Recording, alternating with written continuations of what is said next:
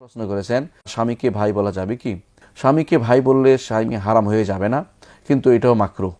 মুগনি কিতাবে লেখা আছে যে স্বামীকে ভাই বলা যাবে না, এটা মাকরু। তো এই হিসাবে আমরা যখনই কেউ যদি কোনো দেখি যে স্বামীকে ভাই বলছে, আমরা বলবো যে না, এভাবে স্বামীকে ভাই বলবেন না, স্বামীকে ভাই বলাটা অনুমোদনযোগ্য নয়। আপনি স্বামী আলাদা, ভাই আলাদা, এজন্য ভাইকে ভাই বলবেন। আর যদি কেউ বলে যে, যেমন বলেছেন ইব্রাহিম আলাইহিসসালাম তার স্ত্রীকে বলেছেন যে সারা তো উখতি, সারা আমার বোন, তখন এটা ছিল পরীক্ষার সময়। অর্থাৎ যখন ইব্রাহিম আলাইহিসসালামের স্ত্রীকে নিয়ে যাচ্ছিল তারা, তো এই জন্য যদি কোনো স্বামী বলা হয় তখন তার মেরে ফেলতো।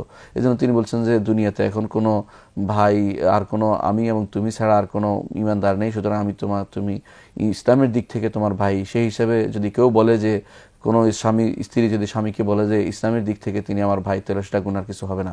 কিন্তু যদি এমনি ডাকাডাকি করে ভাই হিসেবে, ঠিক হবে না, কখনো ভাই হিসেবে ডাকা যাবে না। এটা আসলেই মাকরুহ তাহরিমি এবং এটা অনেকেই হারাম বলেছেন।